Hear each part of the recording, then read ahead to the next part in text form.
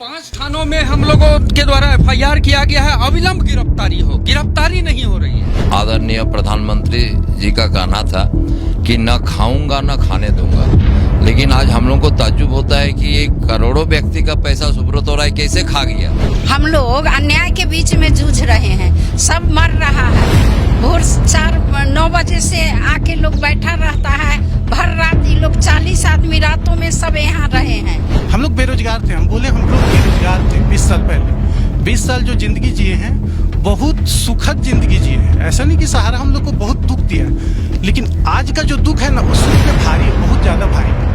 मतलब इतना भारी है कि वो बोल नहीं सकते। एक ही सवाल है तमाम लोगों के जहन में, सहारा पैसा कब देगा। भैया जब सहारा पैसा नहीं दे रहा है तो ऑफिस तो बंद हो जाना चाहिए, इसका क्यों काम हो रहा है बाहर में? काम हो रहा है क्योंकि काम का एक ही है कि सरकार के पास, सरकार के द्वारा इनको लाइसेंस दिया गया है। उस लाइसेंस को देखते हुए जमाकर्ता अपना पैसा इनके पास जमा किया, ठीक है। और फिर उसके बाद अब इनका दायित्व तो बनता है कि भुगतान करें, ठीक है। और यदि ये भुगतान नहीं करते हैं तो इनका भुगतान करवाने का जवाबदेही पूरा रूप से सहकारिता समिति पे जाता है, जो सहकारिता मंत्रालय का अंतर्गत आता है, जो जिसके मतलब जो रखवाले हैं वो हम लोगों के सहकारिता मंत्री अमित शाह हैं, जो गृह मंत्री भी हैं, ठीक है। लेकिन वो अपना क्या काम कर रहे हैं नहीं पता। इस आंदोलन से पहले भी हम लोग रीजन स्तर पे आंदोलन किए। उससे पहले हम लोग दिल्ली गए थे जंतर मंतर पे धरना प्रदर्शन करने। 5, 6, 7 अगस्त को वहाँ पे धरना प्रदर्शन था। लेकिन उसमें क्या हुआ कि हम लोग का दूसरा दिन जो था, उस दिन ही हम लोग के वहाँ के DSP साहब जो थे, उनके माध्यम से अभय भैया को बुलाया गया और उनसे बात किया गया कि आप अपना मांग पत्र हमको दीजिए। हम राष्ट्रपति महोदय को, मतलब हम लोग से पूछा गया कि आप लोग किन को देंगे, PMO में भेजेंगे कि राष्ट्रपति के पास। तो हम लोग बोले हम लोग राष्ट्रपति के पास अपना लेटर देंगे। तो उस दिन फिर क्या हुआ कि अगला दिन हम लोग का लेटर वहाँ पहुँचा और सुबह सुबह हम लोग, मतलब अभय भैया जो हम लोग का संगठन अध्यक्ष है, राष्ट्रीय अध्यक्ष, और हम लोग के संगठन में उस समय एक साथी थे, वो भी उस साथ में गए।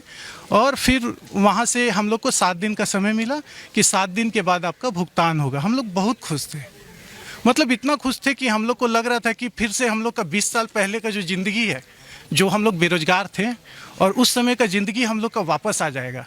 हम लोग बेरोजगार थे, हम बोले हम लोग बेरोजगार थे 20 साल पहले।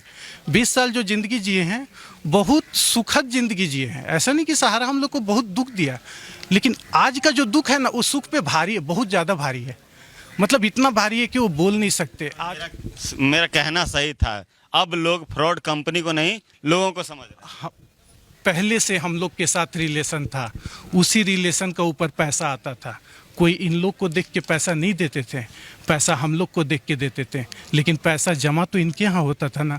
और पैसा ये ऐसा नहीं है कि इनका पान दुकान है, पान दुकान नहीं है इनका, ना लेडीज़ कॉर्नर है। पान दुकान लेडीज़ कॉर्नर नहीं, इनका क्या है, सरकार के सहकारिता मंत्रालय से रजिस्टर्ड कंपनी खोले हैं ये लोग। उस कंपनी में पब्लिक पैसा जमा कर रहा, पान दुकान पे। और वो जो आपका 5% ब्याज पे जो पैसा चलता बाजार में, वो वाला हिसाब यहाँ नहीं है। यहाँ कागज़ पे पैसा जमा होता है। तो जो आदमी जो जगह पैसा जमा किया है, जो ब्रांच में पैसा जमा किया है, वहाँ से उसका देनदारी बनता है कि नहीं बनता है। और कि आप सहारा का जो जमा करता है, जिनका मैच्योरिटी हो जाएगा उसका भुगतान करें। साथ ही आज से आपका NI पे और रिन्यूअल पे रोक लगा है, ठीक है। उसके बावजूद आप, नया व्यवसाय और रिन्यूअल पे रोक लगा है, उसके बावजूद पैसा जमा हो रहा है। तो पैसा जमा करने वाला जमाकर्ता जो है वो दोषी नहीं है, जमा कराने वाला दोषी है। जमा कराने वाला जो कार्यकर्ता है, जमा कराने वाला जो अधिकारी है, वो दोषी है। ऊपर दरवाजा बंद है, नहीं तो दरवाजा को नॉक कीजिए। नॉक किए, दरवाजा वो लोग खोल ही नहीं रहा। ये तो सरासर अन्याय चल रहा है। हम लोग अन्याय के बीच में जूझ रहे हैं। कोई नीचे से ताला लगा, वही ना, हम लोग अन्याय के बीच में जूझ रहे हैं, सब मर रहा है। भोर 4-9 बजे से आके लोग बैठा रहता है, भर रात ये लोग 40 आदमी रातों में सब यहाँ रहे हैं। जेंट्स लोग, लेडीज लोग को बोले जे चले जाइए आप लोग, और 40 आदमी यहाँ रहे हैं। और कैसे कैसे नीचे में सोए हैं, खाए हैं कि नहीं खाए हैं, कुछ भी पता नहीं। सब परेशान हो रहे हैं। आज से नहीं, हम लोग 1 साल से जूझ रहे हैं। ये डेली आते आते हम लोग इतना थक गए हैं और टेंशन में हम लोग बीमार पड़ गए हैं। शुगर बढ़ गया है, 400 शुगर हो गया है। अभी ये जांच करा के आए हैं, 10 तरह का जांच लिखा है, जचा के आए हैं।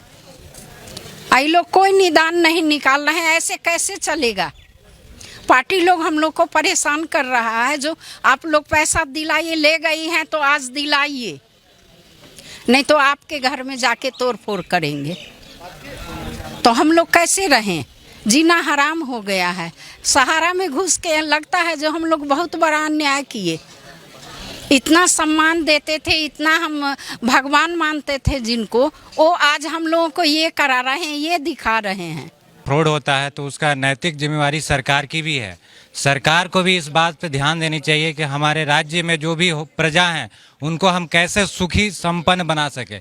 लेकिन किसी भी कंपनी अगर कोई लूट के ले जाती है, उसका नैतिक जिम्मेवारी सरकार की है।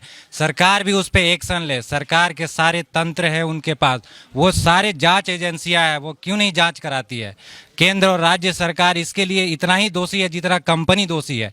मैं तो दोनों को दोषी मानता हूं। इसीलिए आपके चैनल के माध्यम से मैं कहना चाहता हूं कि ये सारे दोषी हैं, सब पे कार्रवाई होनी चाहिए और सरकार इस पे तुरंत का तुरंत संज्ञान ले और इस दोषी पे तुरंत कानूनी कार्रवाई करे। और 5 थानों में हम लोगों के द्वारा FIR किया गया है, अविलंब गिरफ्तारी हो, गिरफ्तारी नहीं हो रही है। एक बात हम बोलेंगे, हमारे आदरणीय प्रधानमंत्री जी का कहना था कि न खाऊंगा न खाने दूंगा, लेकिन आज हम लोग को ताज्जुब होता है कि ये करोड़ों व्यक्ति का पैसा सुब्रतो राय कैसे खा गया। प्रधानमंत्री का भाषण था न खाऊंगा न खाने दूंगा, लेकिन कैसे खा गया सुब्रतो राय इतने आदमियों का पैसा। बस यही हमरा करना है। माननीय महोदय, आपने कई बार सवाल किया कि आप लोग अभी तक कहाँ कहाँ गए अपना गुहार लेके। तो हम लोग जो महामहिम तक गए, महामहिम राष्ट्रपति महोदया तक गए हैं। वो हम लोगों को 7 दिन का आश्वासन दी थी कि 7 दिन में आप लोगों का निदान होगा। अब इसके बाद हम लोग का क्या बच जाता है? एक गांव के सरकार मुखिया से लेकर हम लोग महामहिम तक गए हैं, लेकिन उसके बाद भी हम लोगों को कहीं न्याय नहीं मिल रहा है। और सबसे दुखद पहलू है कि आज कोई भी राष्ट्रीय मीडिया हम लोगों को सपोर्ट नहीं कर रहा है। बहुत आश्चर्य का बात है। हाँ, ये तो आप लोगों को सैल्यूट है कि आप लोग दुख के घड़ी में हम लोगों के साथ खड़े हैं। तो देखिए ये मंजर है, और ये मंजर सिर्फ रांची में नहीं है, रांची के तमाम जोनल ऑफिस में ये मंजर है। और नरेंद्र मोदी जो इस समय सत्ता में हैं, उनको शायद ये लोगों का दुख नहीं दिख रहा है। ये सिर्फ एक वानगी है। करोड़ों लोग इंडिया में इस तरह से ठगे जा चुके हैं। और नरेंद्र मोदी जी, अगर आप ये वीडियो देख रहे हैं तो उन माओं के आंसू को देखिए, उन बहनों के आंसू को देखिए, इन भाइयों के आंसू को देखिए। इनका क्या दोष है? अगर दोष सहारा श्री का है, अगर दोष सहारा के मालिकों का है तो उनको भुगतना चाहिए, ना कि इन मजबूरों को भुगतना चाहिए।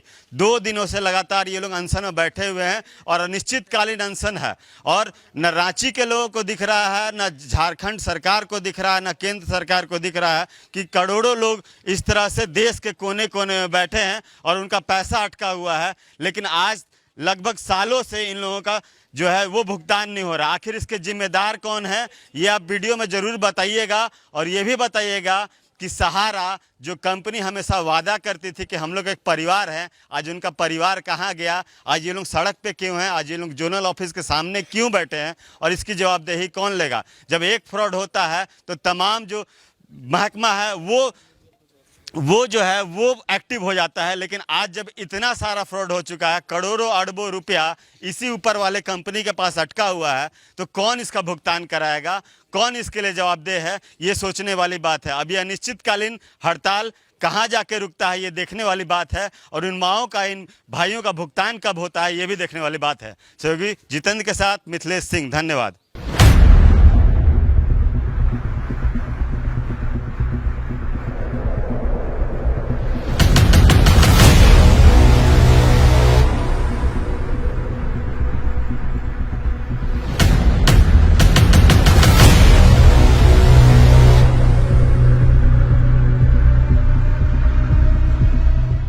हर संडे एक नए डांसर्स आते हैं, बाहर जगह से आते हैं। बोकारो में आके अपना टैलेंट को और अपना जर्नी को बच्चों के साथ शेयर करते हैं और उन्हें और ज़्यादा एक्सपर्ट करते हैं और उनके मूव्स को और ज़्यादा क्लियर करते हैं। सो यही अपना कॉन्सेप्ट है कि हर बार कुछ नया लेके हम अपने झारखंड से आसपास